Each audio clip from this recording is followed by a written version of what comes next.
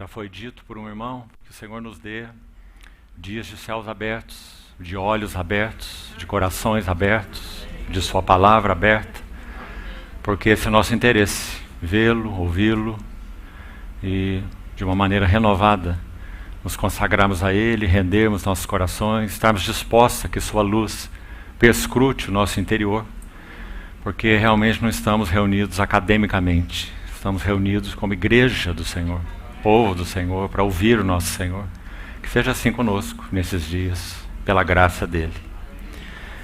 Vamos abrir nossas Bíblias no Evangelho de Lucas.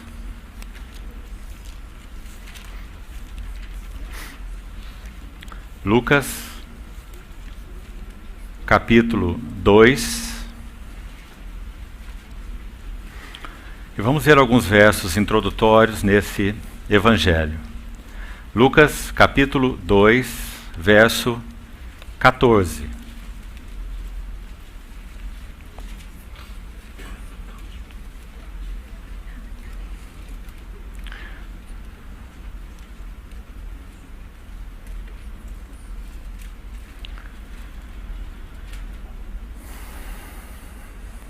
Essa exclamação dessa milícia celestial que é descrita no verso 13, após a aparição daquele anjo aos pastores, anunciando o nascimento de nosso Senhor. Então o verso 14 diz: Glória a Deus nas maiores alturas e paz na terra entre os homens a quem Ele quer bem. A ideia exata da última frase desse verso é: paz na terra entre os homens em quem Ele tem seu bom prazer. Então, inicialmente, esse verso do Evangelho de Lucas, ele expressa, podemos dizer, a carga de Lucas para todo esse Evangelho.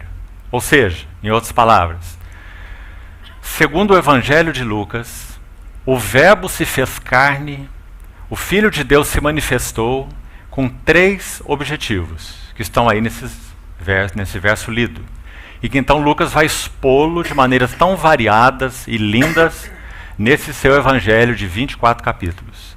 O primeiro objetivo: glória a Deus nas maiores alturas. Esse é o primeiro objetivo, na visão de Lucas, da encarnação do Verbo de Deus. Não é, em primeiro lugar, para que homens sejam salvos, digamos assim, mas para que Deus obtenha a sua glória. Número 1. A segunda frase importante aí: paz na terra.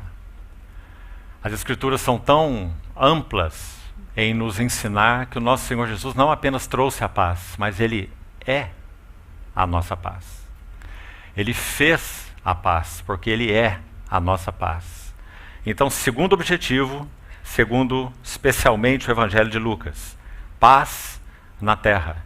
Nosso Senhor Jesus é o príncipe da paz. E o terceiro objetivo é aquele que nós selecionaremos aqui para nossa meditação todos os períodos que estivermos juntos nesses dias. Na versão que estou lendo, revista atualizada: paz na terra entre os homens a quem Ele quer bem. Sendo que então, repetindo, a ideia exata é paz na terra e bom prazer de Deus entre os homens. O que isso significa? Que Deus, quando criou o homem à sua imagem, à sua semelhança, o que Ele busca nessa relação com o homem é o seu bom prazer. Se Deus não encontrar o seu prazer nos homens, então os homens não conseguirão ou não encontrarão nenhum prazer. Porque o homem feito à imagem e semelhança de Deus, ele foi criado para o bom prazer de Deus. Bom prazer de Deus nesses vasos que Ele criou à sua imagem e à sua semelhança. Vamos ficar com esse verso aqui por enquanto. Vamos ter mais uma palavra de oração. E nós vamos estudar nesses dias Lucas, capítulo 5. Encorajaria você a ler muitas vezes esse capítulo 5 de Lucas, para que nós trilhemos esse caminho. Como é que Deus obterá o seu bom prazer entre os homens? Então, vamos orar mais uma vez juntos. Amado Pai Celestial, somos tão agradecidos com alegria e reverência nos nossos corações, porque nós podemos abrir a Tua Palavra diante de nossos olhos. Como valorizamos, Senhor, a Tua Palavra escrita, suficiente, perfeita, e por isso te pedimos que o Senhor realmente abra os olhos do nosso entendimento. Que pelo Espírito Santo possamos ver algo mais do significado, da glória do Teu amado Filho. E possamos compreender o caminho pelo qual o Senhor deseja conduzir a cada um de nós para que sejamos vasos do Seu bom prazer. Ajuda-nos nisso, Senhor. Nós confiamos na habilitação do bendito Espírito Santo. Oramos em nome do Senhor Jesus. Amém. Vamos então com essa ideia em mente, do verso 14 de Lucas 2, vamos ao capítulo 5 desse evangelho e vamos selecionar também alguns versos nesse capítulo que, como dissemos, será alvo da nossa meditação todos os períodos juntos. O primeiro cenário que temos em Lucas capítulo 5, versos 1 a 3, vamos ler inicialmente, é o cenário que envolve Simão Pedro e essa pesca chamada de maravilhosa ou milagrosa. Então vamos ler esses 3 primeiros versos. Aconteceu que, ao apertá-lo a multidão para ouvir a palavra de Deus, estava ele junto ao lago de Genezaré e viu 2 barcos junto à praia do lago. Mas os pescadores, havendo desembarcado, lavavam as redes. Entrando ele em um dos barcos, que era o de Simão, pediu-lhe que o afastasse um pouco da praia. E, assentando-se, ensinava do barco as multidões. Estudaremos com mais detalhes hoje ainda, com a ajuda do Senhor, esse texto, toda essa primeira cena. Mas vamos ficar então com esse primeiro passo aí, a primeira cena das 4 que esse capítulo então é composto. Versículos 12 e 13, segundo cenário. Aconteceu que, logo em seguida então, a essa pesca milagrosa que envolveu Simão, em particular a experiência de Simão Pedro, mas também dos que estavam com ele, aconteceu que, estando ele numa das cidades, veio à sua procura um homem coberto de lepra. Ao ver a Jesus, prostrando-se com o rosto em terra, suplicou-lhe: Senhor, se queres, podes purificar-me. E ele, estendendo a mão, tocou-lhe, dizendo: Quero, fica limpo. E no mesmo instante lhe desapareceu a lepra. Segundo cenário, é bom que mantenhamos então cada uma dessas cenas bem claras em nossa mente. O terceiro cenário se inicia no verso 17. Aconteceu que,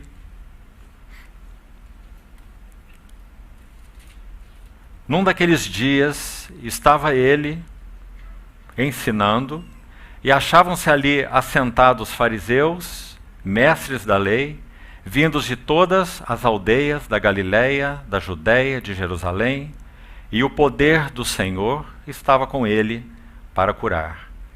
Vieram então uns homens, trazendo em um leito um paralítico, e procuravam introduzi-lo e pô-lo diante de Jesus. Terceiro cenário, então, a cura desse paralítico, que examinaremos em outros períodos. E a terceira cena, ou terceiro cenário aqui, verso 27. Quarto cenário, verso 27. Passadas estas coisas, saindo um publicano chamado Levi, encontrou um publicano chamado Levi, assentado na coletoria, e disse-lhe: Segue-me. Ele se levantou, deixou tudo e o seguiu. Então temos o relato de Levi até o verso 35, veja aí, para que você tenha uma visão maior do capítulo inicialmente. E nos versos 36 a 39, nós temos o que possivelmente é, meus irmãos e irmãs, a primeira de todas as parábolas do nosso Senhor Jesus. Agora, ainda com a intenção de termos uma visão panorâmica primeiro desse capítulo e desses 4 cenários, nós sabemos que todas as vezes nas Escrituras que a primeira menção de um texto, de uma palavra, de uma ideia, de uma verdade acontece, um princípio é estabelecido. Por isso que o livro de Gênesis, por exemplo, é chamado de livro das sementes. Por quê? Porque uma parte imensa dos tratos de Deus, dos princípios de Deus na relação com o homem, estão expostos no livro de Gênesis. É lá que nós temos, por exemplo, o chamado de Abraão, é lá que nós temos o assunto tremendo da justificação pela graça, por meio da fé, por exemplo, na pessoa de Abraão. Então Gênesis é o livro das sementes porque as primeiras verdades, os primeiros conceitos, as primeiras ideias, o primeiro ensino do Espírito Santo a respeito de vários assuntos está no livro de Gênesis. E se nós tomarmos o Pentateuco, então, como um todo, de Gênesis a Deuteronômio, então nós temos uma sementeira toda, não é? Por isso que aqueles que têm aplicado seu coração ao estudo das Escrituras devem nunca deixar de estudar com afinco as notas do Pentateuco de Mackintosh. Por causa da maneira como ele abre essa sementeira toda à luz do Novo Testamento, usando o Novo Testamento para interpretar os tipos, figuras, personagens, eventos dos 5 livros de Moisés. Então, meus amados irmãos, se essa é a primeira parábola do Senhor Jesus, aí está um princípio estabelecido. E qual seria, então, há mais de um aqui, mas para efeito da nossa meditação, qual seria o princípio que eu gostaria de destacar aqui? Primeiro, em Lucas capítulo 3, vamos chegar aí dessa maneira. Volte a Lucas capítulo 3, por favor. Lucas 3, 4 e 5, Nosso Senhor é apresentado de 3 maneiras diferentes e complementares. E quando chegarmos nessa parábola que citei, que está aí no final do capítulo 5, nós vamos ver qual é a última maneira que ele é apresentado, que é a que mais nos interessa para as nossas meditações. Então, por favor, acompanhem comigo. Olha o que diz Lucas capítulo 3, versos 21 e 22. Olhe apenas para a sua Bíblia, não precisamos nem ler os versos. É dito que quando Nosso Senhor entrou no Jordão, depois de se apresentar ali a João, chamado o Batista, ele entrou então no Jordão, os céus se abriram, porque agora, meus amados irmãos, por todos esses séculos que se passaram, o homem, não um homem, mas o homem que Deus sempre buscou e nunca encontrou. Agora ele adentra o Jordão e, podemos dizer, os céus não podem se conter. Então os céus se abrem, mas mais do que os céus, a voz do Pai é ouvida, como que apontando diretamente para ele e dizendo: Tu és o meu filho amado. Escute bem, em ti eu tenho todo o meu prazer.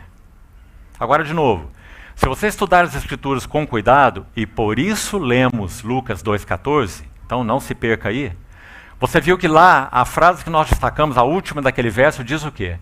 Que Deus busca o seu bom prazer entre os homens. Você vai encontrar lá a palavra no original grego, eudokia. Aqui nesse texto de Lucas 3,22, em ti me comprazo, você vai encontrar uma conjugação dela, eudokeo, a mesma palavra, conjugada. A mesma ideia. Então aquele prazer que Deus busca entre os homens, escute com atenção, Lucas 2,14, glória a Deus nas alturas, paz na terra, e que ele encontre o seu bom prazer entre os homens. Agora nós vemos o homem em quem Deus encontrou plenamente o seu bom prazer. Então tu és o meu filho amado, e em ti eu tenho o meu bom prazer. Em ti me comprazo. Então, vamos ficar com essa nota dentro do capítulo 3. Quem é Jesus no capítulo 3 de Lucas? Ele é o vaso deleitável de Deus. O vaso, com V maiúsculo. É o vaso no qual Deus se deleita plenamente. Assim não é nosso Senhor, meus irmãos? Nós já dissemos em outras ocasiões, certamente alguns dos irmãos aqui já ouviram em outras instâncias que estivemos juntos, parece que em um determinado momento na nossa vida cristã e na nossa meditação das Escrituras, nossa atenção é chamada especialmente para os evangelhos. É claro que, falando em termos de experiência cristã geral, assim foi comigo e creio que assim com muitos de vocês. Quando nós cremos no Senhor, no início de nossa jornada cristã, nossa atenção parece que é chamada logo para as epístolas. Nós logo queremos conhecer o Evangelho, o significado dele em Romanos, logo queremos estudar Efésios, Colossenses, Hebreus, os grandes livros do Novo Testamento, né? Aqueles assim mais especulativos já vão logo no Apocalipse, não é assim? Então nós queremos conhecer, enfim, as epístolas, não é? Acho que isso é verdade sobre a maioria aqui, possivelmente. Parece que o Evangelho é algo assim, os 4 Evangelhos são algo tão simples, não é? Tão pequeno diante do grande apóstolo Paulo e os seus ensinos doutrinários, suas revelações, não é? Mas sabe, irmãos, na medida que vamos avançando com o Senhor, nós vamos entendendo que a vida cristã é Cristo mesmo. E a nossa atenção vai sendo chamada, então, para os evangelhos. Então nós temos o privilégio de nos debruçarmos nele, cada um deles, e caminharmos juntamente com ele no caminho do discipulado a Cristo. Sabe, meus irmãos, toda a ocupação nossa, se você esquecer tudo que eu disser nessa noite, guarde só isso. Toda a ocupação nossa, por toda a eternidade, será conhecer as belezas do nosso Senhor Jesus. As virtudes, as glórias, a suficiência, a plenitude. Seus servos o servirão, porque contemplarão a sua face. E nas suas frontes estará escrito o nome dele. Antes o que estava escrito nas nossas frontes era pecador.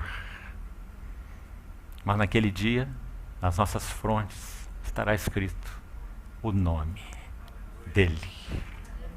E essa será a nossa ocupação, para sempre, para sempre e para sempre. Se essa será a nossa ocupação por toda a eternidade, o que nós estamos fazendo, como nosso querido irmão que fez a abertura hoje disse, lendo aquele texto de Pedro, o que nós estamos fazendo no breve tempo, nos 60, 70, os mais fortes 80 anos. O que passa disso é canseiro e enfado, não é? O que nós estamos fazendo nesse tempo, se não é nos debruçarmos para conhecer o Verbo encarnado de Deus nas suas glórias, na sua beleza. E quanto mais o conhecemos, mais nós somos transformados de glória em glória na sua própria imagem. Como termina o versículo? Ele não terminou ainda. Como pelo Espírito do Senhor. Ou seja, o ministério por excelência do Espírito Santo, qual é então? Nos revelar as glórias do nosso Senhor Jesus. Não é nos conduzir a caminhos de especulação. Eu sei, meus irmãos, que todos nós aqui temos muitas perguntas. E sabe, na medida que nós andamos mais com o Senhor, as perguntas aumentam e as respostas diminuem. Porque há muitas coisas que o Senhor não deixou claro para nós quanto a eventos vindouros. Então não se apegue muito a essas coisas. Se você é dele, pertence a ele, o ama, então saiba que você estará com ele. Sempre. Guardado, debaixo de suas asas. Venha o que vier, quando vier e como vier. Então, não se ocupe tanto com isso. Mas se ocupe em conhecer as glórias, virtudes e belezas do Senhor Jesus. Porque é isso que faremos por toda a eternidade diante dele. Então, Lucas 3, retornando, ele é o vaso deleitável de Deus, em que Deus encontrou todo o seu prazer. Lucas 4, nós temos um passo mais. Veja que interessante. Olha o que diz o capítulo 4, em particular o verso 19.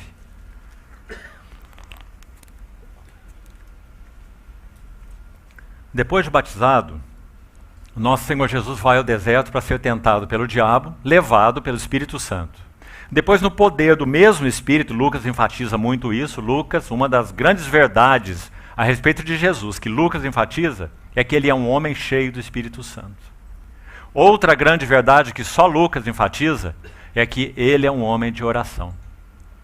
Você vai encontrar 7 vezes em Lucas, interessante serem 7 também, 7 vezes no Evangelho de Lucas, narrativas específicas do Senhor se retirando para orar. E só Lucas faz isso. Um homem de oração, um homem cheio do Espírito Santo. Então aqui é dito que depois ele ser trazido do deserto pelo poder do Espírito Santo e ir para Galiléia, entrar em Nazaré, onde ele foi criado, tomar o livro e fazer essa leitura do verso 19 que cita Isaías 61. O Espírito do Senhor está sobre mim, me ungiu para evangelizar os pobres, texto que você conhece muito bem. Então, no capítulo 4 de Lucas, Jesus é mostrado como ele é o pregador, ele me ungiu para evangelizar, anunciar, pregar, é o sentido desse termo. Então, em Lucas 4, ele é o pregador, mas olha como termina o verso 19. Pôr em liberdade os cativos. Parte quase final aí do verso 19. 18, perdão. Liberdade os cativos. Então, anunciar, pregação, pôr em liberdade o libertador. Então, no capítulo 3, repetindo, nosso Senhor Jesus é o vaso no qual Deus tem seu pleno deleite. Guarde isso. Capítulo 4, ele é o vaso de Deus, ungido de Deus, como sendo o pregador. Ele é o pregador, com P maiúsculo, e ele é o libertador. Essa é a ênfase do capítulo 4. Agora, irmão, sabe qual é a ênfase do 5? E agora nós voltamos onde nós abrimos esse longo parêntese, nós voltamos na parábola, ou no que antecede imediatamente a ela. No capítulo 5, olha o avanço. O Senhor Jesus é simplesmente o noivo. Você quer ver? Olha o verso 33. Disseram-lhe eles, esse jantar está acontecendo na casa de Levi, evento que, com a ajuda do Senhor, iremos estudar no domingo, dando o último passo. Disseram-lhe eles, os discípulos de João, e bem assim os dos fariseus, frequentemente jejuam e fazem orações. Os teus, entretanto, comem e bebem. Jesus, porém, lhes disse, ouça bem, podeis fazer jejuar os convidados para o casamento enquanto está com eles o noivo? Dias virão, contudo, em que lhes será tirado o noivo. Aqui tirado também na língua original é uma palavra específica, não apenas levado, mas tirado com violência. Claro que o nosso Senhor está fazendo alusão à sua cruz. Lhes será tirado novamente o noivo, e naqueles dias, sim, jejuarão. Então, os irmãos estão vendo a abordagem aqui de Lucas nesses 3 capítulos? Ele é, no capítulo 3, o vaso em quem Deus tem seu bom prazer, pleno. Ele é, no capítulo 4, o pregador e o libertador, segundo Isaías profetizou no seu capítulo 61. E mais que isso, ele é o noivo no capítulo 5, ou seja, ele é o centro das afeições, da atração, da devoção da noiva. E quem é a noiva? Aqueles que pertencem a ele. Então, esse é o trio de apresentação de Lucas a respeito da pessoa maravilhosa do nosso Senhor Jesus. Agora, meus irmãos, ao concluir essas palavras que nós acabamos de ler, vá olhando para a sua Bíblia. Nos versos 36, localize aí, ao 39, nós temos então aqui, provavelmente é, segundo muitos estudiosos, faça sua pesquisa, a primeira de todas as parábolas que o Senhor Jesus contou, e não foram poucas. Agora, qual a ênfase dessa parábola? Aqui está o motivo pelo qual nós anunciamos previamente o tema da nossa meditação. Discipulado a Cristo e o caminho da preparação desses odres novos. Porque a primeira parábola que saiu dos lábios do nosso Senhor teve esse conteúdo. Mostrou a intenção dele de preparar odres novos para conter um vinho novo, e usando uma outra linguagem que vai dizer a mesma coisa, tirando as vestes velhas e colocando vestes novas. Esse é o conteúdo dessa parábola que coloca a coroa, o clímax, nos 4 cenários. Agora, para que você não se perca, é bom que você tenha já um esboço aí. Eu não gosto de fazer isso, mas dessa vez você é obrigado a fazer. Eu já quero colocar para você qual é o foco de cada um dos cenários, para que você já vislumbre o processo. Porque esse capítulo 5 de Lucas, antes ainda de colocar, Lucas é extremamente meticuloso nas narrativas do seu evangelho. Isso não significa nada quando nós então comparamos com os outros 3 evangelistas. Não significa que os outros 3 foram aleatórios, não significa que os outros 3 não foram meticulosos, mas significa que Lucas tem uma metodologia que é muito mais específica do que os outros evangelistas. Aliás, meus irmãos, as palavras que saíram dos lábios dele, que são palavras do Espírito Santo, nós não temos nenhuma dúvida disso, porque aqui estão as Escrituras, ele abre o seu evangelho dessa maneira, com palavras técnicas, específicas, que falam da meticulosidade dele, movido pelo Espírito Santo. Então ele vai dizer que ele fez uma acurada investigação. Palavra dele. Dos fatos desde a sua origem, não é?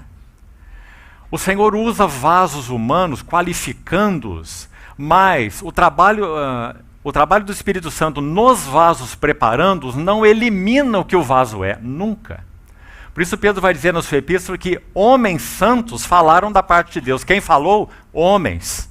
Mas homens santos. Falaram da parte de Deus. E ainda tem mais. Não apenas homens que foram separados e que falaram da parte de Deus, mas eles foram movidos. Você lembra de 2 Pedro 1, desse texto? Impelidos é a palavra. Como um barco pelo vento.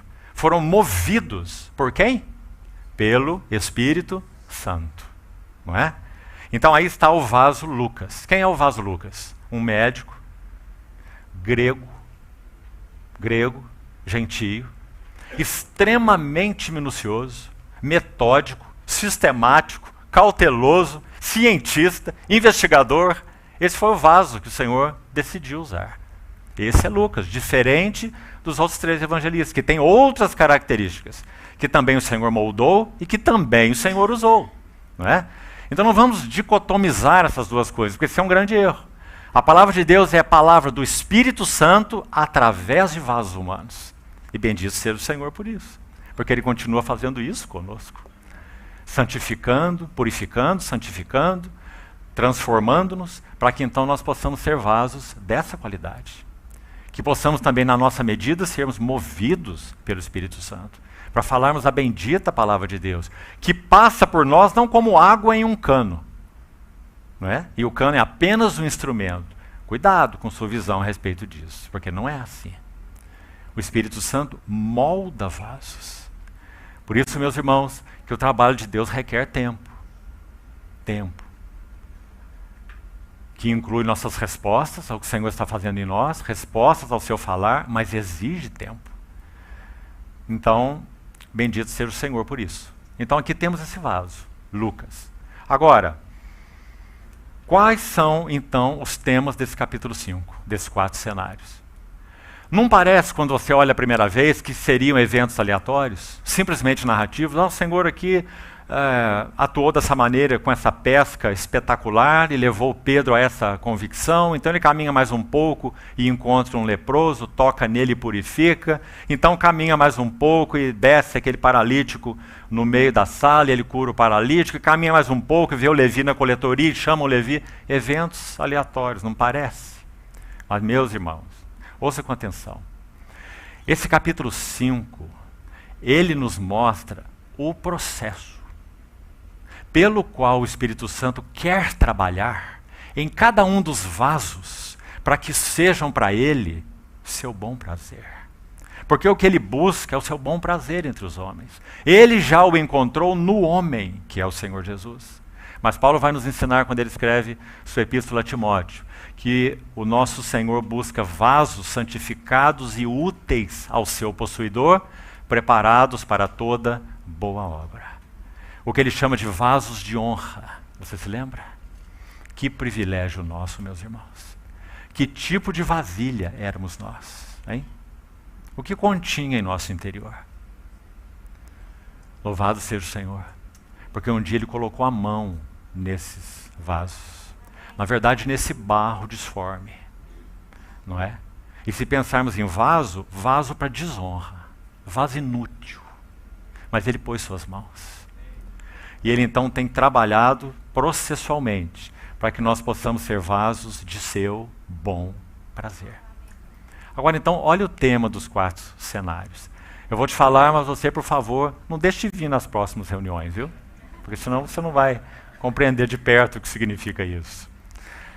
Primeiro cenário, a pesca milagrosa. Se o Senhor deseja, lembre-se, a parábola coroa todos os 4 eventos. Então, se o Senhor está buscando odres novos para que contenham vinho novo, qual é o primeiro passo desse processo? Nós vamos estudar hoje, com a ajuda do Senhor, que o primeiro passo é que cada um de nós, irmãos, de uma maneira cada vez mais profunda, mais real, mais íntima, nós possamos ter, quero usar a palavra novo, para cada um dos cenários. Então, o primeiro cenário, Simão Pedro e a pesca milagrosa. Uma nova convicção de pecado. E vamos ver o que isso significa. Você sabe que Pedro aí já é um discípulo do Senhor. Depois entraremos em mais detalhes. Mas creio que você já sabe que ele já é um discípulo. Que ele já foi chamado pelo Senhor. Mais de uma vez antes desse evento. Creio que você sabe que ele já seguia o Senhor, embora continuasse com o seu ofício de pesca. Mas a partir deste evento, nós temos uma entrega integral. E esse é o ponto. E por que aconteceu essa entrega integral? Porque Pedro foi levado a uma experiência íntima, profunda, de convicção de quem era esse que o chamou. Que inicialmente no texto que vamos estudar, até onde pudermos hoje, ele chama o Senhor de mestre, primeiro. Mas depois que ele tem essa experiência, ele muda a designação. E ele diz, Senhor. E foi isso que fez toda a diferença na jornada de Pedro com o Senhor. A partir daí, Lucas vai nos dizer que eles deixam tudo e passam a seguir o Senhor, agora integralmente. Qual foi então a experiência? Uma nova convicção de pecado aos pés do Senhor Jesus. Depois entraremos então em detalhes sobre o que isso significa, a importância disso, a beleza disso. Não é introspecção, não é autoanálise, não tem nada a ver com isso. São os santos do Senhor, os que já pertencem a Ele, avançando em cada vez mais profunda convicção de pecado. Do que somos em nós mesmos, ou de nossa pecaminosidade. Esse é o primeiro passo para que o Espírito Santo, para que o nosso Senhor Jesus alcance odres novos, para que possam conter o vinho novo. Ainda só, antes de citar os outros 3, só para completar essa ideia para você. De acordo com Lucas 4, e realmente eu não vou ter tempo para todos os detalhes, investigue você, o capítulo 4 de Lucas, final do capítulo 4, vai nos dizer o que é esse vinho novo. Vai nos dizer que o nosso Senhor Jesus foi enviado para testemunhar o evangelho da graça de Deus. Então, o evangelho é o vinho novo. Agora, mais especificamente, o autor do evangelho, Lucas, é o autor de Atos, certo? Então, quando ele registra a descida do Espírito Santo em Atos, e aquelas pessoas que viram aquilo, aqueles irmãos possuídos pelo Espírito Santo, habitados pelo Espírito Santo, falando em línguas e tudo o que aconteceu naquele dia, eles disseram o quê? Qual a observação daqueles que olhavam aquela cena? Eles estão embriagados. O texto literal, sabe o que diz? Sabe qual é a palavra para embriagados? Cheios de vinho novo. Ou cheios de vinho doce. Se você ler a tradução de Young, a tradução literal de Young, ele usa a palavra doce, porque fala de um vinho exatamente novo, que está em processo de fermentação. Por isso ele é um vinho doce ainda. Não é? Muito açúcar ali ainda precisa ser fermentado. Não é? Então Young decidiu traduzir a palavra original no grego por vinho doce. Exatamente a mesma ideia, vinho novo, como traduzem outros. Darby traduz assim, a tradução American Standard em inglês traduz também vinho novo. Então, qual é esse vinho novo mencionado na parábola que nós temos aí no final de Lucas 5? Que vinho é esse, se perguntarmos? Se o Senhor está nos preparando como odres novos para nos encher de vinho novo, o que é o vinho novo? Lucas já respondeu. É o Evangelho, nas palavras do capítulo 4, o Evangelho da graça, mais especificamente, é o Espírito Santo, segundo o relato de Atos capítulo 2. Então, meus irmãos, se nós queremos, isso é uma decisão nossa, saiba disso.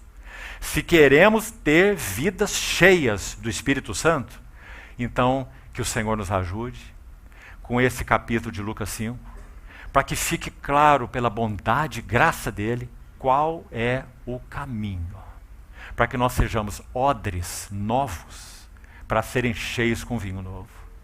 Primeira conclusão que nós tiramos então: o Senhor não irá encher odres velhos com vinho novo. Nós ainda nem lemos a parábola, né? Mas se você ler aí, você vê que o Senhor falou exatamente isso. Não se coloca um vinho novo em odres velhos. Porque esse vinho novo fará o que com os odres velhos? Romperá os odres.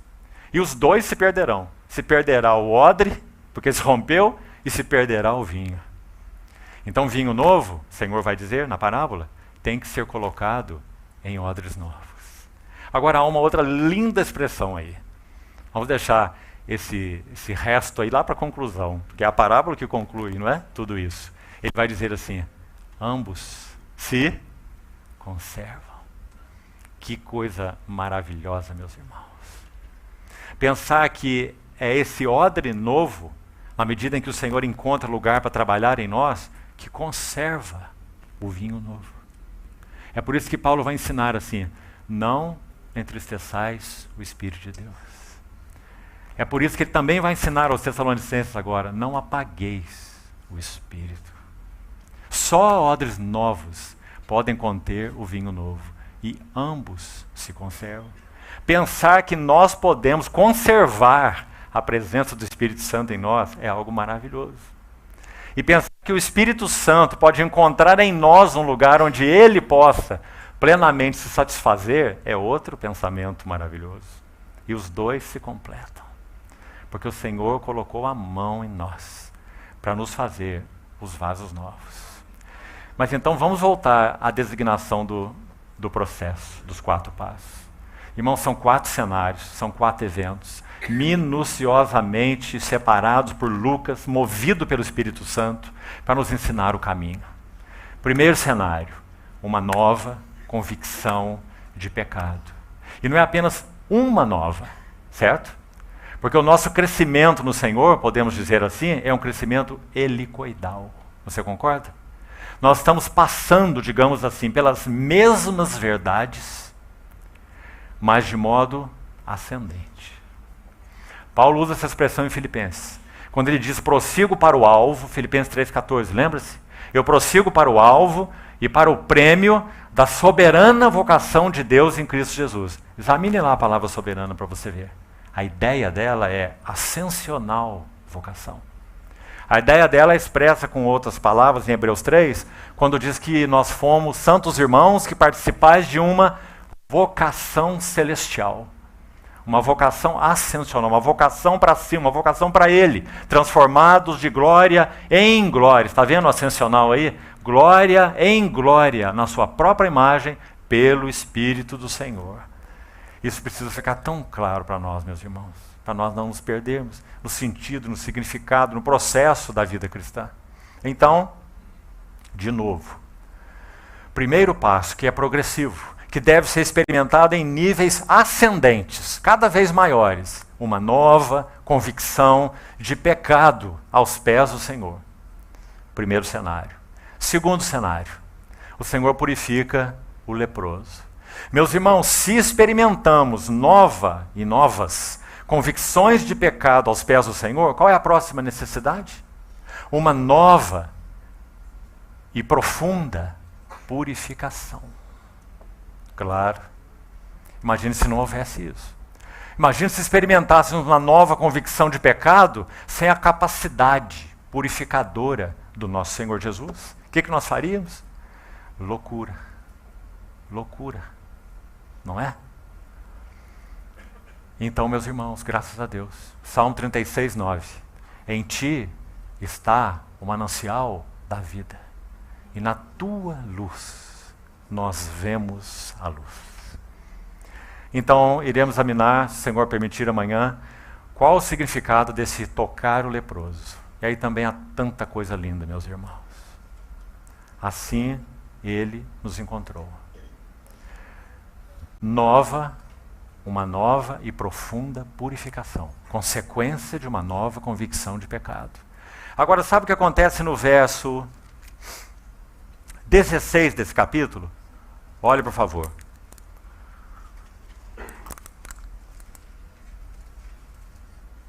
Termina o relato da cura, ou da purificação do leproso.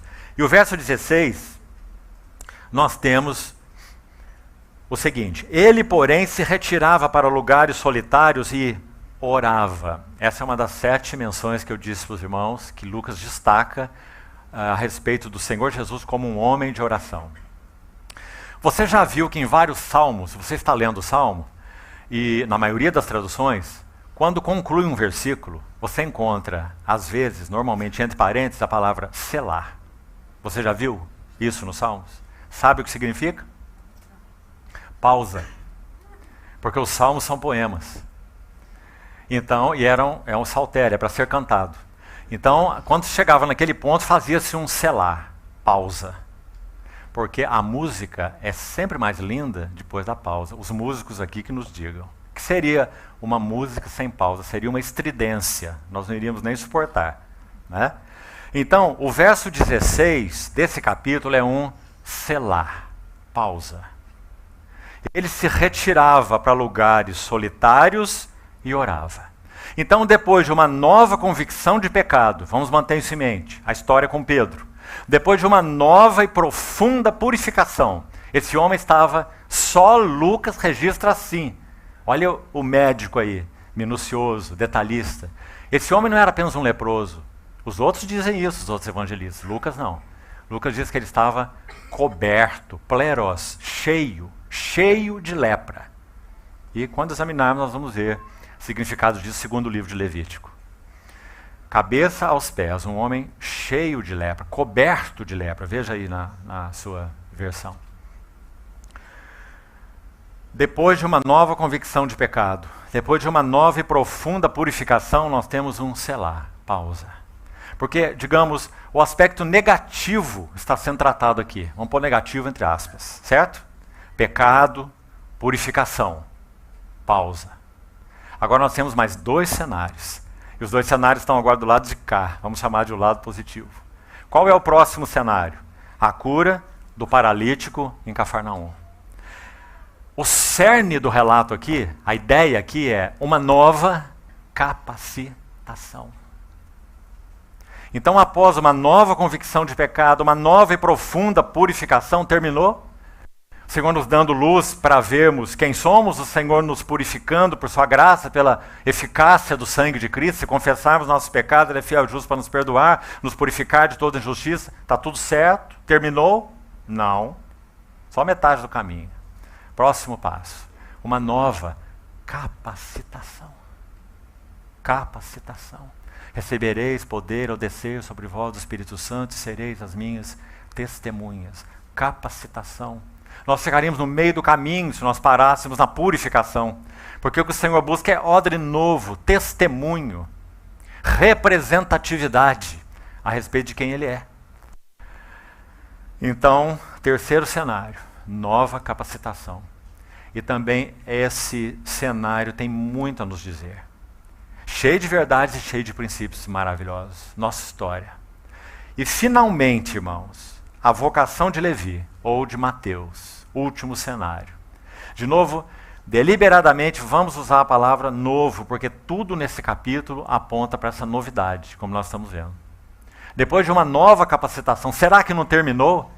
Se o Senhor então nos nos fez capazes, no Espírito, de testemunharmos a respeito dele, de expressarmos o que ele é, de sermos seus embaixadores, uma nova capacitação. Nossa suficiência vem de Deus, 2 Coríntios 3, que nos habilitou, nos capacitou para sermos ministros de uma nova aliança, não da letra, mas do Espírito, não é? Será que já não terminou aí? Já não é muito aí? Não. Porque Lucas selecionou pelo Espírito Santo esse relato e colocou aqui, antes de anunciar a parábola dos odres novos e do vinho novo?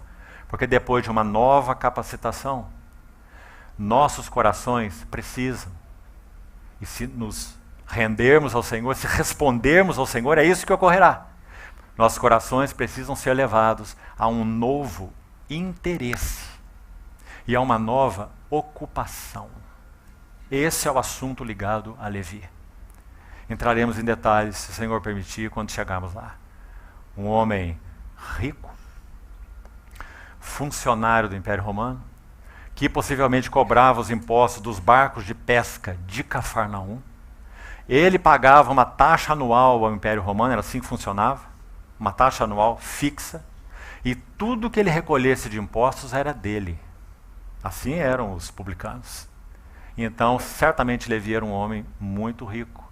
Lucas vai dizer que ele não deu apenas uma ceia, um banquete na sua casa, mas um grande banquete. E nós vamos ver o que aconteceu lá. Ou seja, esse homem, com tudo que ele era, com tudo que ele tinha, com toda a sua história, ele foi sendo chamado pelo Senhor, ele se tornou ocupado com um novo interesse. Ele teve um novo interesse e uma nova ocupação. Você está vendo o processo? Como é que o Senhor trabalha para produzir odres novos, para que sejam cheios do vinho novo? O que é necessário? E que então Ele estará fazendo em nossas vidas na medida da nossa resposta a Ele. Não perca isso também, meus irmãos, porque não é automático. Cristãos com 50 anos de vida cristã ainda podem ser bebês em Cristo.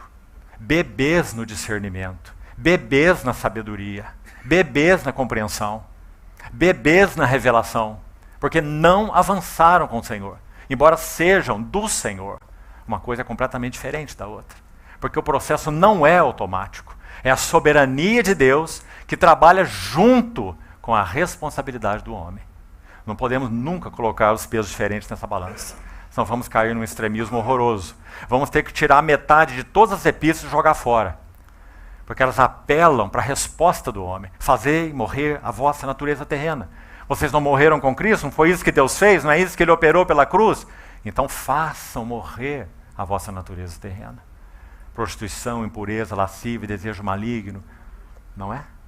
Apelando para a resposta do homem à graça de Deus. Pela graça de Deus eu sou o que sou, mas a sua graça não se tornou vã. Antes eu trabalhei mais do que todos os apóstolos. Porém não eu, mas a graça de Deus comigo. Que coisa linda esse equilíbrio, não é? Então, concluindo essa introdução. Como é que o nosso Senhor alcançará odres novos para colocar neles vinho novo? À medida que esse processo que já citamos se completar em nós. Olha como ele começa. Nova ou novas. Pense sempre assim, porque a vocação é ascensional. Novas convicções, cada vez mais profundas, de pecado. E como termina? Novos interesses e nova ocupação. Paulo expressa isso também de maneira tão bonita nas suas epístolas, meus irmãos. Filipenses 3:8, por exemplo. Deveras considero tudo como perda, por causa da sublimidade do conhecimento de Cristo Jesus, o meu Senhor, pelo qual eu perdi todas as coisas e as considero um refúgio para ganhar a Cristo e ser achado nele, deixando as coisas que para trás ficam e avançando para as que diante de mim estão, eu prossigo para o alvo, para o prêmio da ascensional vocação de Deus em Cristo Jesus. Não é maravilhoso, meus irmãos? Então, esse é o processo. Desde a profunda convicção de pecado, crescentemente, até a ocupação com novo interesse. Que novo interesse? Que nova ocupação? Segundo Lucas 5, que nós vemos, como Jesus é apresentado aqui? O noivo. Qual é então a ocupação para a qual nós fomos chamados? Uma ocupação com o noivo. Não é com as coisas do noivo. Compreende a diferença? Os servos, como é narrado no contexto do Velho Testamento em especial, eles se ocupavam com as coisas do seu Senhor, certo? Mas havia aqueles que se ocupavam com o próprio Senhor. Ezequiel 44 é um capítulo muito tocante, contundente nesse sentido. Sacerdotes que se desviaram do Senhor, o Senhor disse que nesse processo restaurador aí, eles poderiam se achegar às coisas dele, se achegar à mesa dele ali no Velho Testamento, arrumar as coisas necessárias para o serviço, mas ele disse assim, eles não se chegarão a mim. Servirão como porteiros da casa, arranjando isso, arranjando aquilo, mas não se chegarão a mim. Mas os sacerdotes, filhos de Zadok, esses chegarão a mim. Você vê a diferença?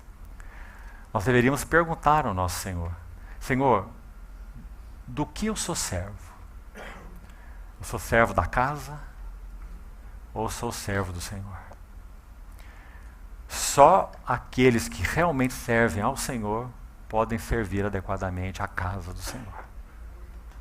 Os servos da casa do Senhor, que conhecem pouco ao Senhor, se perdem no serviço da casa do Senhor. Você não conhece essa história? Ela está aí se repetindo todos os dias. Profissionalismo, pragmatismo, metodologias, não é? Então vamos lá. No restante do tempo que temos, vamos ficar resumir esse primeiro encargo aqui. O que significa essa nova convicção de pecado? Vamos selecionar alguns versos. Primeira coisa, então, que já disse aos irmãos e queria repetir, esse aqui não é o primeiro encontro de Pedro com o Senhor. Onde está o primeiro encontro de Pedro com o Senhor? João capítulo 1. Lembra-se? 2 discípulos de João Batista ouviram da boca de João Batista, esse é o Cordeiro de Deus. Deixaram de seguir a João Batista, passaram a seguir o Senhor. Quem era? André e João. André foi dar a notícia para o seu irmão, Simão Pedro, e diz, achamos o Cristo. Que notícia, né? 4.000 anos essa notícia estava sendo aguardada. E quem chega com a notícia é André. Achamos o Messias, o Cristo. E diz assim, e ele o levou a Jesus. Um bom irmão, nós conhecemos tão pouco sobre André, né? Mas que figura é essa? Tomou o seu irmão, Simão, e o levou ao Messias. O Messias olha para ele, Simão, e diz o quê? Tu és Simão, filho de João. Interessante essa expressão, irmãos, porque, falando de modo jocoso, metade dos habitantes da Palestina naquele tempo chamava Simão e outra metade chamava João. Então, quando o Senhor falou, você é o Simão, filho do João, ele está dizendo, você é um Zé Ninguém. Mas ele completa assim, tu serás Cefas. Que coisa maravilhosa. Tu serás Pedro, uma pedra. E então ele colocou a mão nesse barro disforme, assim como fez conosco, né? Esse foi o primeiro encontro. Segundo encontro, narrado. Podem haver muitos mais, se você estudar a sua Bíblia com cuidado, examinar o que os eruditos dizem. Mas narrados na Bíblia nós temos o primeiro, João 1, e o segundo está em Mateus 4 e Marcos 1. Lá diz que eles estavam lançando as redes ao mar, porque eram pescadores. Olhe bem, o Senhor já encontrou Simão, já disse a ele, tu és Simão, tu serás Cefas, mas ele continua pescando. Você vê? Porque o primeiro ano do ministério do Senhor Jesus é chamado por muitos estudiosos de o ano da obscuridade. Porque nosso Senhor não estava em ministério público. Ele estava realizando poucas coisas pontuais. Inclusive, as bodas de Caná aconteceram nesse ano. O ano chamado ano da obscuridade. Então, eles continuaram o seu ofício, continuaram pescando. Mas ele já recebeu o chamado do Senhor. Então, Mateus 4 e Marcos 1, os dois vão narrar a mesma coisa. Que eles estavam lançando a rede ao mar porque eram pescadores. Então, o Senhor faz um chamado. Vinde após mim, e eu vos farei pescadores de homens. Então diz que eles deixaram a rede, deixaram o barco e seguiram o Senhor. Mas ainda não era um serviço integral.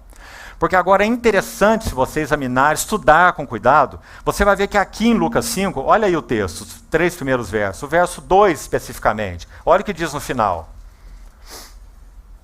Havia 2 barcos junto à praia do lago, mas os pescadores, havendo desembarcado, lavavam as redes. Claro, uma narrativa assim, simples, né? Mas para mim me parece muito significativa. Porque Mateus e Marcos vão dizer que eles lançavam redes, eles estavam no ofício, né? Aqui vai dizer que eles lavavam as redes. Eles já tinham terminado, não haviam pescado nada, né? Estavam encerrando a tarefa, então o Senhor vai se manifestar aí. Né? Então guarde isso, então, primeira coisa, nessa cronologia, nessa harmonia da narrativa dos evangelhos aí, é importante você saber. Primeiro encontro com Pedro lá em João 1, segundo encontro quando ele chama, vinde após mim, eu farei pescadores, ainda assim eles continuam o seu ofício, seguiam o Senhor não em tempo integral, mas agora nós temos uma experiência aqui. E essa experiência é marcada, então, me permitam repetir e enfatizar, quanto a Simão Pedro, também quanto aos outros, mas o foco aqui é Simão Pedro, né? Uma nova e profunda convicção de pecado. Então vamos seguir alguma coisa aqui, mais alguns minutos, para concluirmos pelo menos esse primeiro cenário. Versos 3 e 4. Para resumir o que está acontecendo aqui. O Senhor entra no barco. E a multidão estava apertando o Senhor para ouvir a palavra. É um lindo início que Lucas coloca, né? Eles estavam, nesse caso aí, não estavam apertando o Senhor para ver milagres, não estavam apertando o Senhor para trazer paralíticos e cegos, não estavam apertando o Senhor para, quem sabe, ter algo que pudessem obter dele. Mas diz, eles estavam apertando a ele para ouvir a palavra de Deus. Você tem logo aí no início do capítulo. Então ele diz que o Senhor tem que fazer algo. E acho que se usarmos nossa imaginação santa, que o Senhor nos ajude, nós podemos imaginar o nosso Senhor recuando dessa multidão e a praia está atrás dele, não é? A multidão se aglomerando, a palavra de Lucas é apertando, né, para ouvir a palavra, e ele não tem para onde ir. Então ele pede um dos barcos. E Lucas vai enfatizar, era o de Simão. Então o Senhor, digamos, entre aspas, ele faz um aluguel do barco do Simão. Então ele entra no barco e pede para o Simão afastar o barco para a praia. Porque o nosso Senhor também, além de tudo, ele é físico. Ele é o criador de todas as coisas. Então ele sabe que se ele afastar para dentro do mar, o barco, e aquelas pessoas que estão na praia aqui, ele tem um teatro diante dele. E o vento, durante o dia, sopra do mar para a terra. Então tudo que ele falasse seria ouvido agora por todos. Né? Então ele coloca a sua plataforma ali no barco de Pedro e ensina as multidões ali. Não sabemos por quanto tempo. Talvez por um bom tempo. Agora, irmãos, o que se aplica a nós de maneira tão linda aqui em primeiro lugar, é que então agora ele vai pagar o aluguel do barco do Pedro.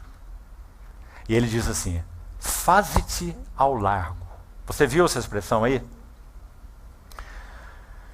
Ela está no verso 4, certo? Quando acabou de falar, disse a Simão, faze-te ao largo. Deixe-me te dizer o que essa expressão diz na língua original. Por isso você precisa estudar a palavra com cuidado. Ela é muito bonita. Nosso Senhor diz assim, mova o seu barco para águas mais profundas. Ah, meus irmãos, o que será que isso tem a dizer para nós? Nós estamos acomodados? Nós estamos contentes frequentando reuniões? Nós estamos satisfeitos com o que o Senhor nos tem dado até aqui? Ou será que quanto mais Ele nos dá, por um lado, mais insatisfeitos nós ficamos? Não é esse um dos paradoxos da vida cristã? Não é assim com você? Quanto mais Ele se der a você, mais você vai ficar anelante por Ele, ou seja, insatisfeito. Lembra o que Agostinho disse no seu livrinho Confissões? Fizeste-nos para ti, e inquieto está o nosso coração, enquanto não repousar em ti. Satisfeitos, mas insatisfeitos. Então, mova agora o teu barco para águas mais profundas. Que lindo, meus irmãos. Porque Pedro teria que fazer isso, né? Se ele dissesse, Senhor, por quê? Não precisa pagar esse aluguel, não. Esse barco aqui é tanto meu quanto teu. Vamos voltar para a praia, já pesquei demais, já lavei minhas redes, não é? Então ele teria que tomar uma decisão. Você vê, irmão? Que o Senhor nos ajude, pelo Espírito Santo, a tirarmos a palavra automático da história da nossa vida cristã, porque não tem nada automático na vida cristã. Automático foi só a regeneração. Nada mais é automático. Tudo mais é uma interação entre o nosso gracioso Senhor e nós. Então, mova o teu barco para águas mais profundas. O Senhor fala no nosso coração sobre o que isso significa hoje, em nossa vida e em nossa história. Mais um passo, verso 5. Respondeu-lhe Simão, mestre, está vendo essa palavra? Epistates. Significa comandante ou mestre. Alguém que tem direito de dar ordens. Olha, muito bom que Pedro conhecesse o Senhor assim. Já falamos, ele já teve aquele primeiro encontro, ele já teve aquele segundo encontro, não é? Dos que são narrados, esse aqui é o terceiro. Podem ter havido vários outros. Então ele não podia chamar o Senhor de outra coisa. O Senhor para ele não é alguém comum. Então ele usa esse título, o mestre, né? Epistates, comandante, chefe, mestre. Mas veja então, havendo trabalhado toda a noite, nada apanhamos. Mas sobre a tua palavra, rema, lançarei as redes. Mais um verso muito maravilhoso. Embora, aqui nós precisamos ir com cuidado, não quero, nem posso ser dogmático aqui, porque algumas versões vão traduzir esse intercâmbio aí da seguinte forma. O Senhor mandou Pedro que lançasse redes no mar, certo? Plural. Mas, no verso 4, segundo inclusive várias traduções, várias versões, a palavra rede aqui, o verso 5, perdão, ela é singular. Sobre a tua palavra lançarei a rede, e não as redes. Com a ideia, então, que Pedro aqui prestou uma obediência desconfiada. Uma meia obediência, não é?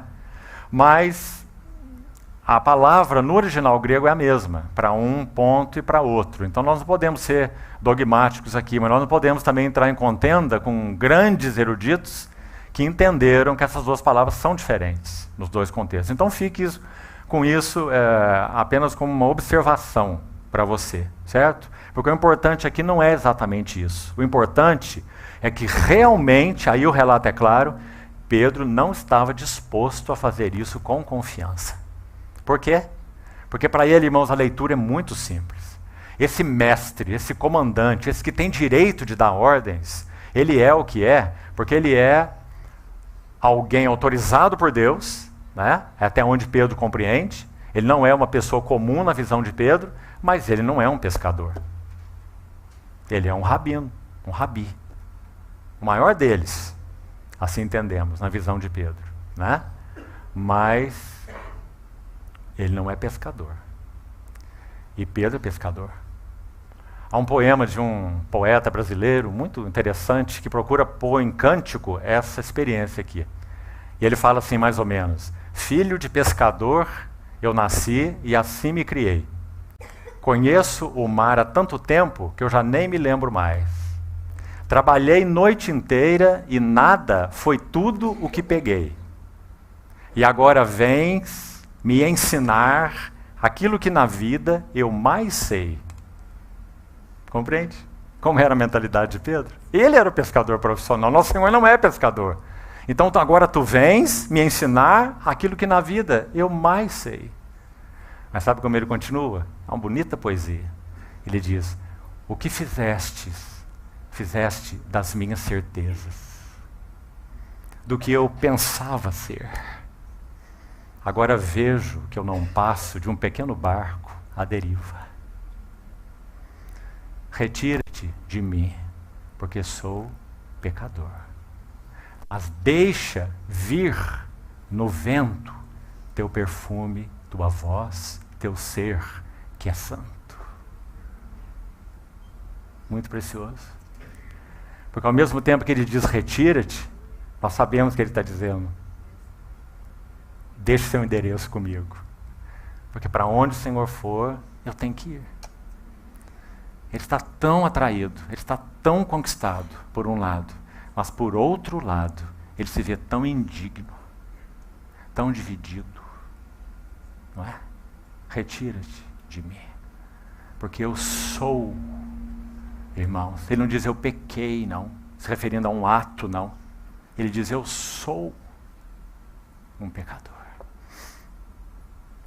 Então, Pedro lança a rede com esse coração dividido, né? O relato é muito claro quanto a isso. Então, versos 6 e 7 vai dizer assim: isso fazendo, apanharam grande quantidade de peixes e rompiam-se-lhes as redes. Ou também, segundo alguns, a rede, a única que lançaram. Então, fizeram sinais aos companheiros do outro barco, para que fosse ajudá-los. E foram e encheram ambos os barcos ao ponto de quase irem a pique. A ideia é, começaram a afundar. Aqui eu queria extrair mais um princípio, irmãos. Que o Senhor nos ajude a nos vermos na sua luz. O Senhor faz um movimento, preste atenção, abaixo da superfície. Certo? Quando aquela rede foi lançada, o Criador de todas as coisas, ele deu ordem a um cardume específico que enchesse essa rede. Ou não foi isso que ele fez? Você acha que Pedro, então, dessa vez acertou? Não é? Ele não está jogando tarrafa, não. Ele está lançando redes. Não é? Então, esse cardume foi ordenado pelo Criador e sustentador de todas as coisas que enchesse aquela rede. Porque ele é o Senhor dos senhores. E quando aquele cardume enche aquela rede, o barco começa quase a afundar. Repetindo, o Senhor fez um movimento soberano abaixo da superfície. Vamos perguntar para nós. O Senhor tem feito movimentos soberanos abaixo da superfície na sua vida? Onde ninguém vê, talvez nem seu cônjuge está vendo. Porque nem nosso cônjuge pode ver todas as coisas, não é? O Senhor tem feito movimentos soberanos abaixo da superfície, em sua vida. E se Ele está fazendo, qual é o objetivo? O objetivo está aí logo no verso seguinte. É que cada um de nós chegue a uma mais profunda convicção da fragilidade, da pequenez, da pecaminosidade do que nós somos por natureza. De nossa fragilidade, de nossa pequenez, de nossa nulidade, de nosso vazio sem Ele. Sabe, meus irmãos, nós cristãos somos seres interessantes. Parece que quando nós recebemos o Senhor, nós achamos que pela vinda graciosa da habitação do Espírito Santo em nós, o Senhor de um momento para outro nos constituiu joias preciosas na sua mão. E aí você vê músicas de todos os lados aí nesse mundo gospel, cantando mais ou menos nessa ideia. Mas nós deixamos de ver que, embora esse ato salvífico, maravilhoso e único do nosso Senhor, e essa dádiva única e preciosa do bendito dom de Deus, Espírito Santo, para vir morar em nós, não ser um visitante, mas ser Espírito de habitação em nós, ele tem um propósito, os dois atos. Como Andrew Murray diz, o ato salvífico na cruz e o ato de derramar o Espírito Santo têm o mesmo nível diante de Deus. Não estão assim. O Calvário é um ato mais elevado, o Espírito Santo é um segundo ato.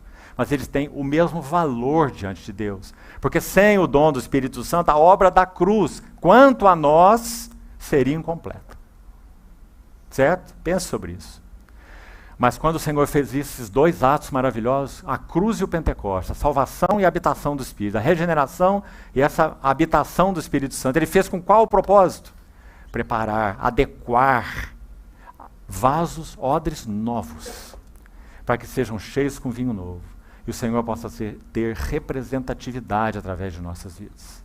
Então, qual foi o motivo desse movimento soberano? Sabe, irmão, aquele conflito, aquela sua luta íntima, aquela coisa que ninguém sabe senão só você e o Senhor, aquele tropeço, aquela coisa que está te atraindo e o Espírito Santo está te falando, buscando rasgar você no meio, dividir o seu coração. Venha, venha, venha, busque, conquiste, faça, alcance. Né? Seja em que sentido for, o Senhor faz movimentos soberanos abaixo da superfície. Com qual finalidade? Verso 8.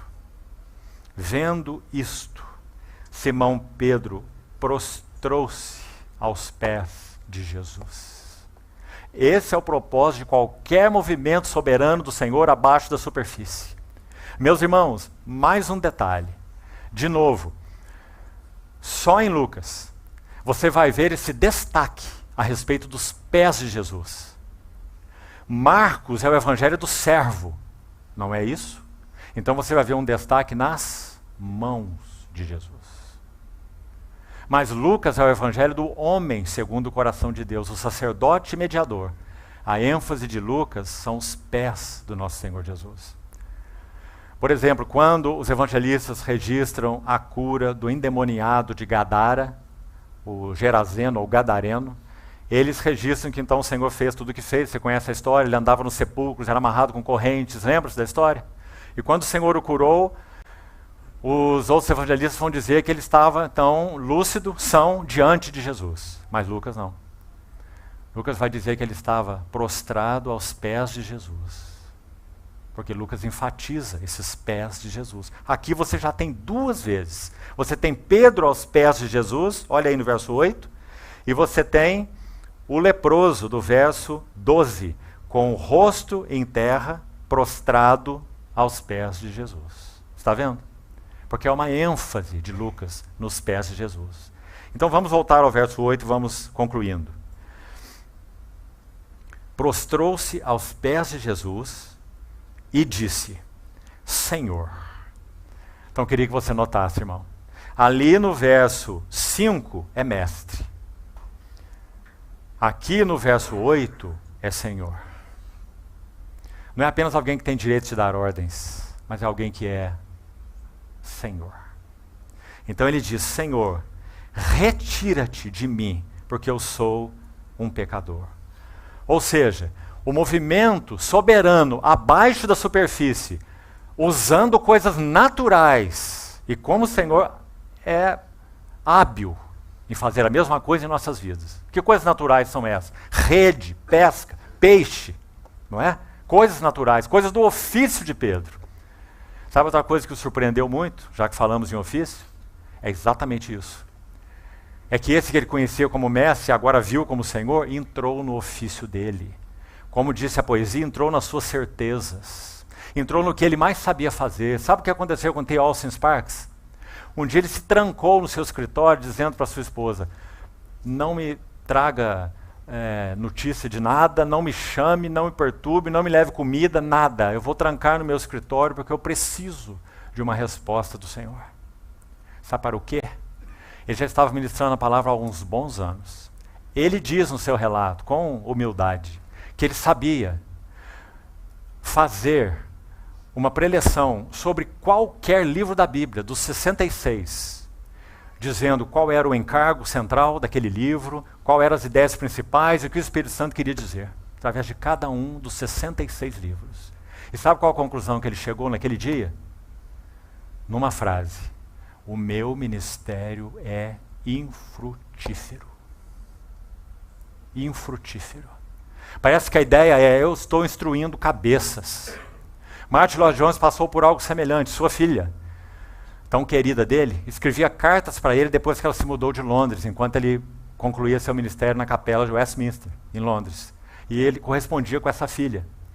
Então a filha perguntou para ele como estava a Assembleia em Westminster. Sabe como ele respondeu? Naquela carta específica, ele disse assim: eu sei que essa Assembleia tem convicção. Convicção. Porque a verdade de Deus está sendo falada. Mas olha o que ele disse: mas o que eu aguardo é que eles tenham contrição. Contrição. Não só convicção. Irmãos, e na nossa história? Graças a Deus pelas convicções. Mas será que temos tido corações contritos? E não foi isso que aconteceu com Pedro? O Senhor faz um movimento soberano, único, em um lugar que ninguém vê, abaixo da superfície. E então, Pedro se prostra aos pés do Senhor. Ele diz: Senhor, não mais mestre apenas. Mestre já traz a ideia de um professor, não é? Mestre, mestre, mestre. Nós somos uma geração intelectualizada. Mas agora não mais mestre, agora Senhor. Ninguém se prostra aos pés de um mestre, não é?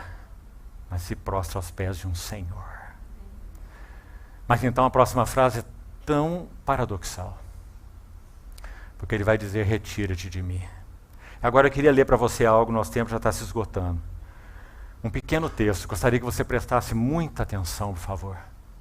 Esse texto é de Jonathan Edwards. Já ouviu falar nele? Foi um dos homens que o Senhor usou de uma maneira muito linda durante o grande despertamento evangélico do século XVIII. Um homem de profunda devoção. Partiu para o Senhor com pouco mais de 50 anos de idade, porque tinha problemas respiratórios graves. Estou narrando isso por causa do que eu vou ler. Então escute com atenção o que significa essa experiência que nós estamos procurando escrever aqui nessa narrativa de Lucas 5. Esse extrato é do diário de Jonathan Edwards. Então ele escreve assim: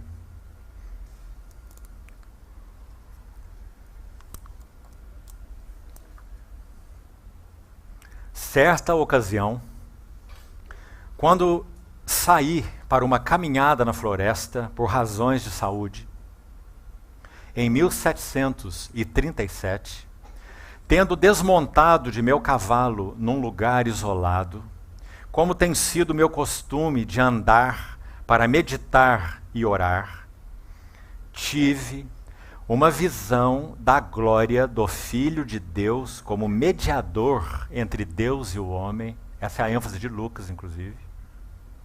Visão da glória de Deus como mediador entre Deus e o homem, da sua grande, maravilhosa, pura, doce graça e amor, como também da sua condescendência mansa e gentil. Esta graça que me pareceu tão doce e tão calma, também me pareceu imensa e excelente o suficiente para absorver todo o meu pensamento e imaginação. E isso continuou, pelo que posso julgar, por cerca de 1 hora. Parece que até um tanto da noção do tempo ele perdeu, né? Você está vendo. E me manteve a maior parte desse tempo em copiosas lágrimas. Senti uma ardência de alma e um anseio, escute isso agora, um anseio por ser esvaziado e aniquilado. Será que nós conseguimos compreender o que esse irmão está dizendo? Você alguma vez já teve desejo de ser esvaziado e aniquilado? Mas tome cuidado aqui. Não é porque você está se sentindo tão mal, tão horrível, ou fez algo que você está se repreendendo tanto por isso, que você queria deixar de existir, não é? Sumir, ser aniquilado. Não é nada disso que ele está dizendo, meus irmãos. Ele está dizendo que o senso da gloriosa, pura, maravilhosa visão da glória do Filho de Deus trouxe a ele uma experiência paradoxal tão impressionante, que ao mesmo tempo que ele estava vivendo e se deleitando em copiosas lágrimas por toda essa doçura, como ele usou a palavra que lemos, ele está com um senso de pequenez tão grande, de um coração indigno, dividido, frágil, vulnerável, pecador. Retira-te de mim, porque eu sou um pecador. Um anseio por ser esvaziado e aniquilado. E eu não sei como expressá-lo de outra forma. Ouviu bem, irmão? Encontra até dificuldade em registrar o que experimentou nessa relação com o Senhor. nesse dia. E não foi só nesse dia. Veja aqui. Não sei como expressá-lo de outra forma, e um anseio de me deitar no pó. Você alguma vez já teve alguma experiência assim? O senso da santidade, da beleza, da glória do nosso amado Jesus, que o seu desejo é ser esvaziado, aniquilado, se deitar no pó, porque Ele é quem é, mas é aos pés dEle, não é fuga psicológica. Deitar-me no pó e ser cheio de Cristo. Está vendo como não é fuga? Olha o paradoxo aí. Ser esvaziado e aniquilado e ser cheio de Cristo. E de Cristo somente. E de amá-lo com um amor puro. Está vendo? A visão da glória de Cristo manifesta nossas impurezas. E quem está falando aqui é Jonathan Edwards, o grande pregador do século XVIII. E então, amá-lo com um amor puro e santo, e de confiar nele, de olhar para ele, servi-lo e segui-lo, e ser perfeitamente santificado e tornado puro, com uma pureza divina e celestial. Você viu quanta ênfase ele colocou no assunto pureza? Você percebeu? Porque ele está tendo uma experiência tão linda, tão íntima do santo, que ele então se vê. Lembra Isaías 6? Eu sou homem de lábios impuros e habito no meio de um povo de impuros lábios, e meus olhos viram o Rei, o Senhor dos Exércitos. Ser santificado e tornado puro, com uma pureza divina e celestial. Aí ele conclui assim: tive em muitas outras ocasiões visões da mesma natureza. Sabe, irmão, ele não está falando de uma visão que você vê com este olho. Não vai se iludir, não. Não entre por caminhos estranhos, não. Ele está falando de visão celestial. Quando esses olhos espirituais são abertos e o coração vê. É disso que ele está falando. Tive em muitas outras ocasiões visões da mesma natureza. E todas tiveram o mesmo efeito sobre mim. Não é maravilhoso?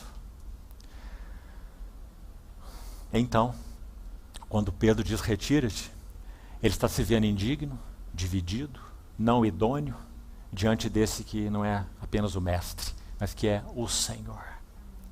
Agora, finalmente vamos concluir. Mais um pequeno relato dele, quero ler e vamos terminar, por causa do próximo verso. Olha o próximo, por favor, 9. À vista da peça que fizeram a admiração. Está vendo aí no verso 9? A palavra é o assombro. O assombro se apoderou dele e de todos os seus companheiros. Bem como de Tiago e João, filhos de Zebedeu, que eram seus sócios, disse Jesus a Simão: não temas. É uma outra ênfase de Lucas, esse não temas. Até aqui já é a quarta vez que essa palavrinha, essa frasezinha acontece. O anjo Gabriel diz a Zacarias, não é todo dia que Zacarias via um anjo em pé à direita do altar de incenso, não é? Então, quando ele tem essa visão assombrosa, Gabriel, a primeira palavra de Gabriel, o arcanjo, para ele é: não temas. Quando mesmo Gabriel vai anunciar para Maria a encarnação do Verbo, Maria também se assombra. Então Gabriel diz: Maria, não temas. Quando aquele anjo vai anunciar aos pastores que a criança havia nascido, os pastores também ficam assombrados. Claro, com a visão daquele anjo. E o anjo vai dizer aos pastores: não temais. Eu vos trago novas de grande alegria. Não temais, não temais, não temais. E agora a quarta vez, o Senhor para Pedro: não temas. Nós poderíamos pensar, temer o quê? Ele devia estar muito feliz, porque ele não pegou nada. Agora a rede dele está cheia de peixe, não é? Vai ter um lucro tremendo no dia. Não é assim? Então você vê que essa experiência é profundamente espiritual. Não tem nada a ver com o peixe, não tem nada a ver com o lucro. Tem a ver com o assombro que se apoderou dele, porque ele viu, ele teve um encontro com a glória do Senhor e com o Senhor da glória. Então, meus irmãos, nessa aniquilação de Pedro, retira-te de mim, eu sou um pecador, ele tem que ouvir mesmo, não temas. Você não será exterminado, aniquilado, postilado. Doravante serás pescador de homens. E verso 11. E arrastando eles os barcos sobre a praia, aqui, olha, uma ênfase que você não tem no encontro anterior de Mateus 4 e de Marcos 1, quando eles lançavam as redes, né? Porque eles continuaram seu ofício. Agora você tem, deixando tudo, o seguiram. Está vendo, irmão? O que é capaz de nos levar a um discipulado integral a Cristo? O que é capaz de resolver o nosso coração dividido? O quê? Uma visão mais clara, profunda da glória de Cristo e da nossa pecaminosidade. Que inclui muita coisa aí entre essas duas coisas. A beleza do nosso chamamento. O significado dele ter posto a mão em nós, que éramos um nada, entregues a nada. E íamos para o nada. Não é? Então, finalmente, deixe-me ler essa outra narrativa desse irmão sobre esse encontro com a glória de Cristo e já vamos terminar. Me perdoem por esticar um pouco o tempo. Às vezes, a menção de apenas uma palavra faz o meu coração arder dentro de mim. Sabe, irmão, porque eu escolhi esses textos de Jonathan Edwards? Porque, naturalmente falando, esse irmão era um intelectual. Por muitos anos, talvez seja assim até hoje, ele foi considerado o maior filósofo dos Estados Unidos. Só que é essa filosofia que você está vendo aí. Né? Então, para que você saiba quem ele era. Não é uma pessoa fraca de mente, não. Né? Ou fraca de emoções, não. Um grande intelecto, um cérebro brilhante. Agora, olha o que esse homem está falando sobre experiência subjetiva de Cristo. Contrição, devoção, paixão, lágrimas, tudo que nós já lemos aí. Então, vamos lá, para terminarmos. Às vezes, a simples menção de uma palavra apenas faz o meu coração arder dentro de mim. Ou então basta que eu veja o nome Cristo, ou a menção de algum atributo de Deus, e então Deus se desvenda a mim de forma gloriosa.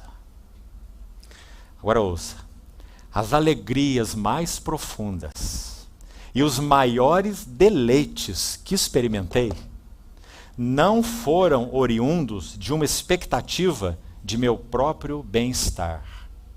E ele já estava bem adoentado, como nós falamos. Mas sim de uma visão direta das glórias do Evangelho. E agora ele conclui, preste atenção. Quando eu gozo dessa doçura, ela parece elevar-me acima das preocupações pela minha própria situação. Em tais ocasiões, tirar os olhos da gloriosa presença que eu estou contemplando e voltar os meus olhos para mim mesmo e para os meus interesses, parece-me uma perda que eu não posso suportar. Que coisa maravilhosa, meus irmãos. Para isso, cada um de nós foi chamado. Odres novos, para serem cheios com vinho novo. Primeiro passo, primeiro cenário, uma nova ou novas convicções de pecado aos pés do Senhor Jesus. Não em nenhum outro lugar. Não em você mesmo, não em autoanálises, mas na sua luz, vendo a luz. Para que o Senhor prossiga preparando odres novos.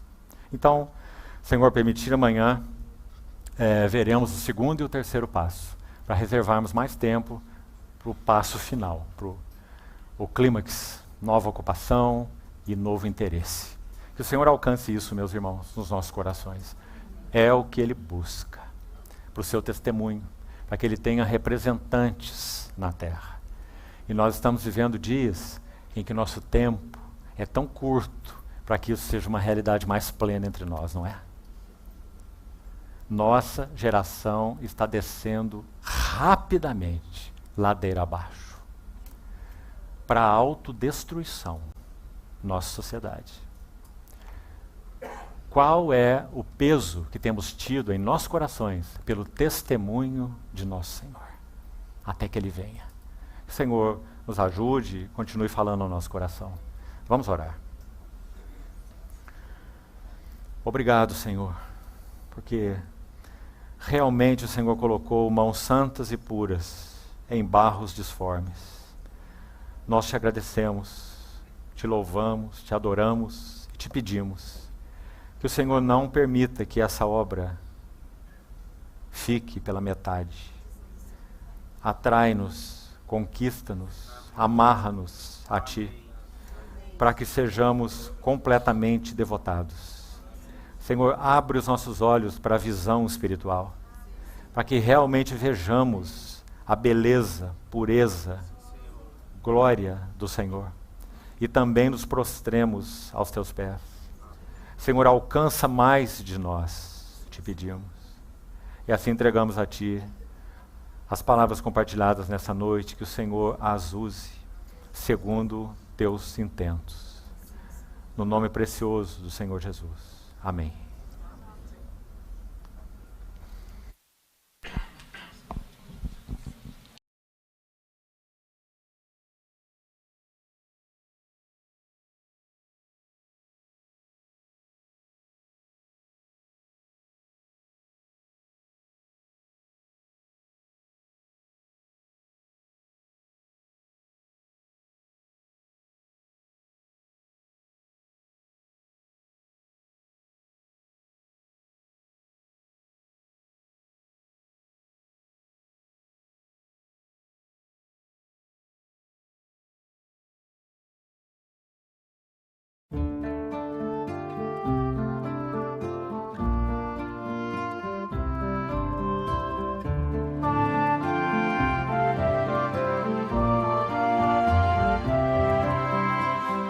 Espero, minha alma, que o Senhor fará. Descansa enquanto vês Ele te transformar. Olha, pois Ele não tardará. Quebrou e disse: vou restaurar. Quebrou e disse: vou restaurar.